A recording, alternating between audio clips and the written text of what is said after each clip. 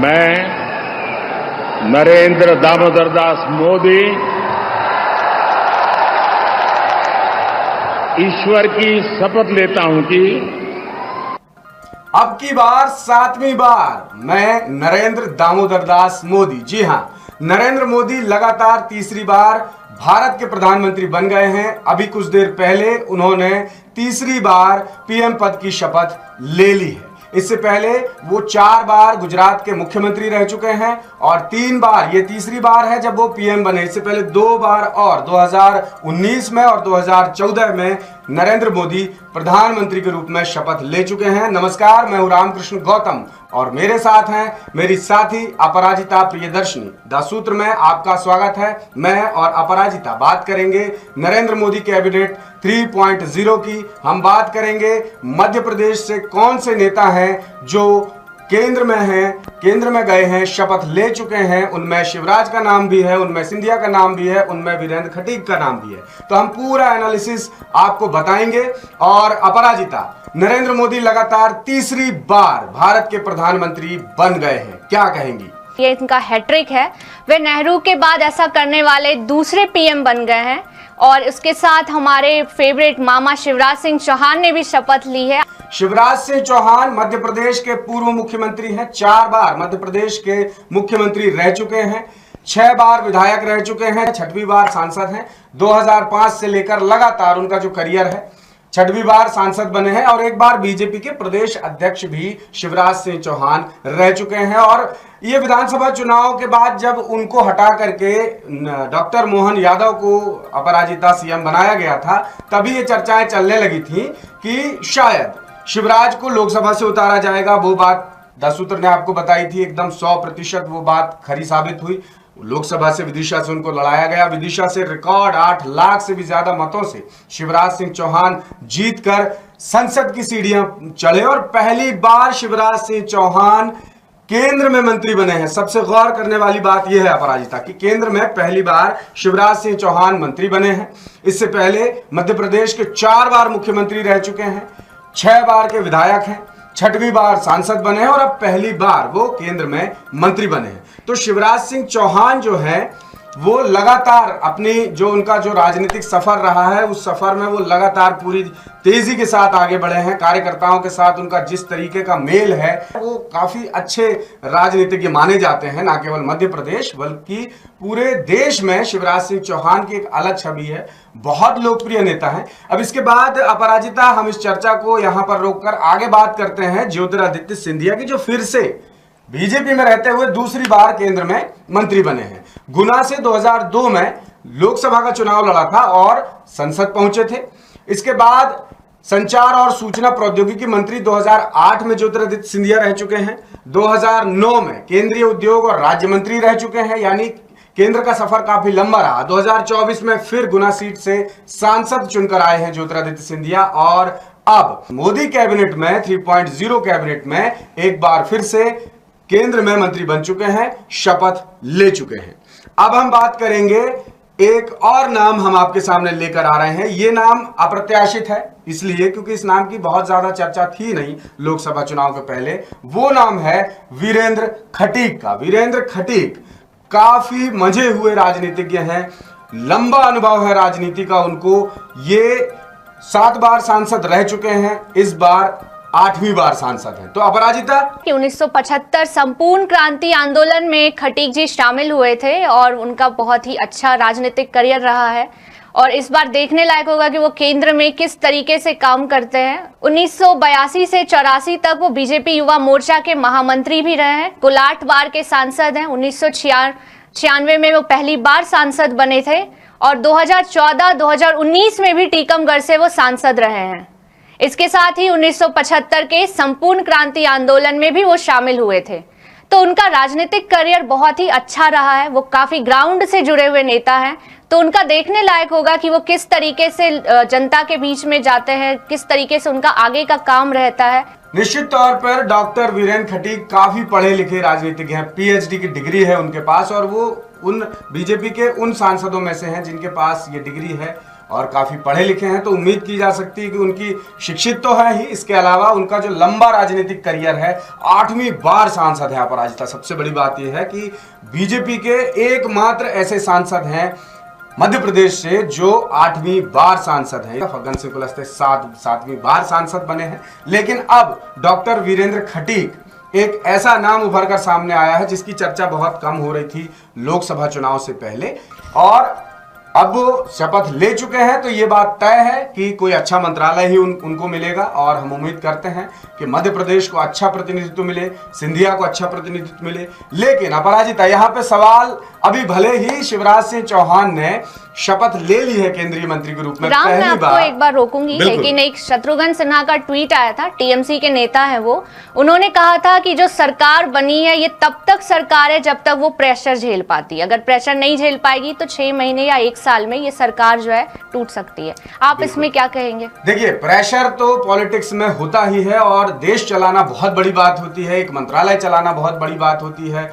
प्रदेश की तो आप बात छोड़ दीजिए, जब हम देश के स्तर पे आते हैं तो अगर मान लीजिए केंद्र का कोई मंत्रालय मिलता है तो तय बात है प्रेशर तो होगा, और जिसने प्रेशर से डील कर लिया, यानी जो जीता वही सिकंदर, और जीतता वही है जो प्रेशर को डील कर लेता है। क्योंकि पॉलिटिक्स में अपराजिता क्या प्रेशर है किसी को बताने की जरूरत नहीं है, हम सभी जानते हैं। लेकिन सवाल ये होगा कि शिवराज सिंह चौहान को कौन सा विभाग मिल सकता है, इस पे बहुत सारे लोगों की नजरें टिकी हैं। हम लोग भी तलाशने की कोशिश कर रहे हैं कि कौन सा मंत्रालय शिवराज सिंह चौहान को दिया जा सकता है, क्योंकि 4 बार मध्य प्रदेश जैसे बड़े प्रदेश का, जहां पर 29 लोकसभा सीटें हैं, जहां पर 230 विधानसभा सीटें हैं, वहां पर शिवराज सिंह चौहान ने लगभग 18 साल राज किया है। तो ये एक बहुत बड़ा सवाल है जिसका जवाब हम आप तक पहुंचाएंगे। शिवराज सिंह चौहान को कौन सा मंत्रालय मिलेगा, क्या उम्मीद की कर सकते हैं आप? महिला एवं बाल विकास विभाग तो नहीं मिलेगा, महिलाओं के बहुत प्रिय है। उनके प्रशासनिक अनुभव तो बहुत ज्यादा है, और काफी राजनीतिक अनुभव उनके बहुत ज्यादा है, तो सभी क्षेत्र में वो अच्छा कर सकते हैं। लेकिन मेरे हिसाब से वो महिलाओं के बीच में काफी फेमस है। तो देखिए, महिलाओं के लिए हमारी अपराजिता जी ने कर दिया है कि महिला एवं बाल विकास मंत्रालय मिलना चाहिए या मिल सकता है। ये क्या मतलब, आप चाहती हैं एज अ वुमन, या आप एज अ जर्नलिस्ट ये आप आकलन कर रही हैं? नहीं, महिला बाल विकास मंत्रालय अगर वो मिलता है तो बहुत अच्छा काम करेंगे। उनका राजनीतिक अनुभव जिस तरीके से है, वो किसी भी मंत्रालय को अगर उनको मिलता है तो उसमें अच्छा काम कर सकते हैं। लेकिन एज अ महिला, एज अ रिप्रेजेंटेटिव जैसे मैं बैठी हूं, तो मुझे लगता है कि बाल विकास मंत्रालय अगर उनको मिलेगा तो सारी महिलाओं को अच्छा लगेगा।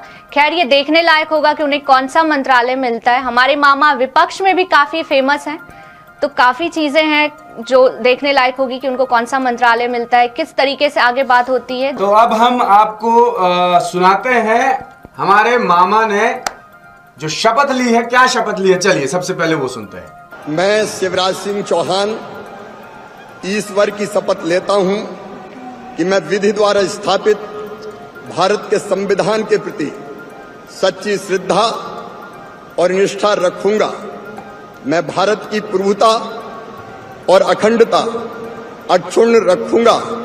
मैं संघ के मंत्री के रूप में अपने कर्तव्यों का श्रद्धा पूर्वक और शुद्ध अंतःकरण से निर्वहन करूंगा तथा मैं भय या पक्षपात, अनुराग या द्वेष के बिना सभी प्रकार के लोगों के प्रति संविधान और विधि के अनुसार न्याय करूंगा।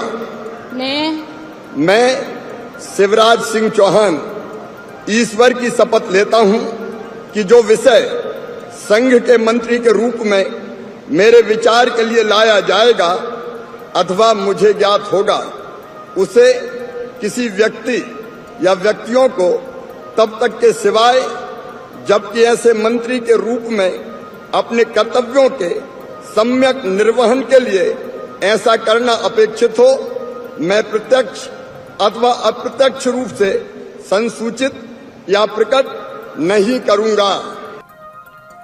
तो ये थे हमारे मामा, मध्य प्रदेश के 4 बार के मुख्यमंत्री। क्या गजब का कॉन्फिडेंस झलक रहा था अपराजिता जब वो बोल रहे थे मैं शिवराज सिंह चौहान, और होना भी चाहिए क्योंकि पहली बार केंद्र में मंत्री बने हैं। और अब इसी के साथ हम बिल्कुल बिना देर किए सुन लेते हैं मोदी जी ने क्या कहा तीसरी बार पीएम बनते हुए, क्या शपथ ली। मैं नरेंद्र दामोदर दास मोदी ईश्वर की शपथ लेता हूं कि मैं विधि द्वारा स्थापित भारत के संविधान के प्रति सच्ची श्रद्धा और निष्ठा रखूंगा। मैं भारत की प्रभुता और अखंडता अक्षुण्ण रखूंगा। मैं संघ के प्रधानमंत्री के रूप में अपने कर्तव्यों का श्रद्धापूर्वक और शुद्ध अंतःकरण से निर्वहन करूंगा तथा मैं भय या पक्षपात, अनुराग या द्वेष के बिना सभी प्रकार के लोगों के प्रति संविधान और विधि के अनुसार न्याय करूंगा। मैं नरेंद्र दामोदर दास मोदी ईश्वर की शपथ लेता हूं कि जो विषय संघ के प्रधानमंत्री के रूप में मेरे विचार के लिए लाया जाएगा अथवा मुझे ज्ञात होगा, उसे किसी व्यक्ति या व्यक्तियों को तब के सिवाय जबकि प्रधानमंत्री के रूप में अपने कर्तव्यों के सम्यक निर्वहन के लिए ऐसा करना अपेक्षित हो, मैं प्रत्यक्ष अथवा अप्रत्यक्ष रूप से संसूचित या प्रकट नहीं करूंगा। तो देखा आपने, नरेंद्र मोदी तीसरी बार देश के प्रधानमंत्री बन गए हैं और मैंने जैसा आपको कहा था कि आपकी बार 7वीं बार मैंने कहा था, तो हो सकता है आप में से बहुत सारे लोग चौंक गए हों कि 7वीं बार कहां, तीसरी बार। तो मैंने आपको बताया था 4 बार वो गुजरात के मुख्यमंत्री रह चुके हैं और ये तीसरी बार पीएम बने। इस तरह से 7वीं बार वो राज्य के मुख्यमंत्री और देश के प्रधानमंत्री के रूप में 7वीं बार उन्होंने शपथ ली। तो इससे जुड़ी एक खास प्रस्तुति हम आपके लिए लेकर आए हैं, वो भी दिखाते हैं कि वो कब कब पीएम रहे, कब कब सीएम के रूप में शपथ ली और जब उन्होंने शपथ ली तब उनकी उम्र क्या थी। अब की बार 7वीं बार मैं नरेंद्र दामोदर दास मोदी। जी हां, नरेंद्र मोदी ने 9 जून 2024 की शाम लगातार तीसरी बार देश के प्रधानमंत्री के रूप में शपथ ले ली है। मोदी इससे पहले 2 बार भारत के प्रधानमंत्री और 4 बार गुजरात के मुख्यमंत्री के रूप में शपथ ले चुके हैं। इस रिपोर्ट में हम आपको बता रहे हैं उनकी पहली शपथ से लेकर के अब तक की शपथ की पूरी जानकारी। पहली शपथ 7 अक्टूबर 2001, गुजरात के मुख्यमंत्री, उम्र 51 साल। दूसरी शपथ 22 दिसंबर 2002, गुजरात के मुख्यमंत्री, उम्र 52 साल। तीसरी शपथ 25 दिसंबर 2007, गुजरात के मुख्यमंत्री, उम्र 57 साल। चौथी शपथ 26 दिसंबर 2012, गुजरात के मुख्यमंत्री, उम्र 62 साल। पांचवी शपथ 26 मई 2014, भारत के प्रधानमंत्री, उम्र 64 साल। छठवीं शपथ 30 मई 2019, भारत के प्रधानमंत्री, उम्र 69 साल। और 9 जून 2024, भारत के प्रधानमंत्री, उम्र 74 साल। यानी 51 साल के थे जब मोदी जी ने पहली बार गुजरात के मुख्यमंत्री के रूप में शपथ ली थी और अब उनकी हो गई है उम्र 74 साल। यानी लगभग 23-24 सालों का ये जो उनका राजनीतिक सफर है और इस 24 साल के राजनीतिक सफर में पीएम मोदी 7वीं बार किसी राज्य के मुख्यमंत्री या देश के प्रधानमंत्री के रूप में जिन्होंने शपथ ली। अब एक बार आपको वापस से हम लेकर आते हैं डॉक्टर वीरेंद्र खटीक पर। वीरेंद्र खटीक अनुसूचित जाति वर्ग का प्रतिनिधित्व करते हैं। ऐसे में हम मध्य प्रदेश के वासी उम्मीद कर सकते हैं कि उन्हें हो सकता है अपराजिता, अनुसूचित जाति विभाग का जिम्मा सौंप दिया जाए, क्या लगता है आपको? जी राम, ऐसा हो सकता है कि उनको अनुसूचित जाति का जिम्मा दिया जाए। उन्होंने बहुत अच्छा काम किया था इसमें मध्य प्रदेश में रह करके। जैसा कि मैंने बताया था आपको, 1982 से 1984 तक वो बहुत ज़्यादा एक्टिव थे। उसके बाद 2014-2019 में भी वो टीकमगढ़ से सांसद रहे थे, जहां पे उनका योगदान काफ़ी अच्छा था। उसके बाद अगर हम बात करें 2014 और 2019 के बाद से, तो कुल 8 बार वो सांसद रह चुके हैं। तो उनको काफ़ी ज़्यादा अनुभव है राजनीति का, इससे ये पता चलता है। और 1996 में भी पहली बार वो बने थे। 1982 से 84 तक बीजेपी युवा मोर्चा के महामंत्री भी रहे हैं। तो इससे ये पता चलता है कि उनको बहुत ज्यादा राजनीतिक अनुभव है, और ये राजनीतिक अनुभव अभी चल करके भी काम आएगा जब हम केंद्र में बात करेंगे। इसीलिए उनको चुना भी गया है। मामा को चुना गया है शिवराज सिंह चौहान का, उनका भी राजनीतिक अनुभव बहुत अच्छा है। ज्योतिरादित्य सिंधिया को भी चुना गया है, और उनके साथ इनको भी चुना गया है। बिल्कुल। तो अब ये देखने वाली बात होगी कि इससे पहले जो सरकार थी अपराजिता, वो बीजेपी की पूर्ण बहुमत की सरकार थी, है ना। लेकिन अब एनडीए गठबंधन की सरकार वापस से आ गई है। तो मोदी जी ने जैसा इस चुनाव के पहले ताबड़तोड़ प्रचार किया था कि मोदी की तीसरी जब पारी आएगी तो लोग देखेंगे और भी ऐतिहासिक फैसले होंगे, और इस चुनाव को भी उन्होंने चुनाव नहीं बल्कि एक महायुद्ध करार दिया था, और कहा था कि ये चुनाव देश में बड़े बदलाव लेकर आएगा। तो क्या लगता है आपको, गठबंधन के साथ मिलकर के सरकार चलाने में क्या पिछली बार की तुलना में मोदी जी को, उनके कैबिनेट को दिक्कत आएगी अपराजिता?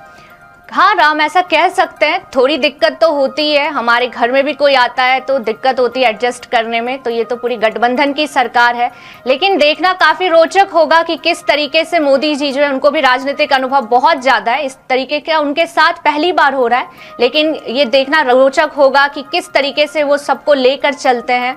मोदी जी हैं, अमित शाह हैं, टीएमसी के नेता हैं, नीतीश कुमार हैं, सभी को राजनीतिक अनुभव बहुत ज़्यादा है, और सभी चाहते हैं देश के लिए कुछ करने के लिए। तो काफ़ी अच्छा अनुभव होना है। लेकिन फिर भी मैं इतना तो कहूँगी, कुछ ना कुछ खटपट तो अंदर ही अंदर चलती ही रहती है। और ये भी देखना बहुत ज़्यादा इंपॉर्टेंट होगा कि इस खटपट को वो देश के विकास को आगे रखते हैं कि खटपट को आगे रखते हैं। बहुत ज्यादा रोचक होगा ये सब। बिल्कुल। अब एक बड़ा डिसीजन मोदी जी लेने वाले थे तीसरे कार्यकाल में, लेकिन हो सकता है उसमें कुछ वो चीज खटाई में पड़ जाए। वो है यूनिफॉर्म सिविल कोड, UCC। इसको लेकर के मोदी सरकार पहले ही अनाउंस कर चुकी थी। अमित शाह भी कई बार बड़े मंचों से, मोदी जी कई बार बड़े मंचों से अनाउंस कर चुके थे। लेकिन ऐसा मीडिया रिपोर्ट्स भी कहती हैं, और हमारा आकलन भी कहता है कि चूंकि अब गठबंधन की सरकार है, तो शायद कहीं ना कहीं बीजेपी के जो प्रोजेक्ट्स थे, मोदी के का जो विजन था, वो कहीं ना कहीं अब प्रभावित होगा। इसके बाद के जो भी अपडेट्स होंगे हम बिल्कुल तत्परता के साथ आपके सामने लेकर आएंगे। तब तक बने रहिए दास सूत्र के साथ। नमस्कार।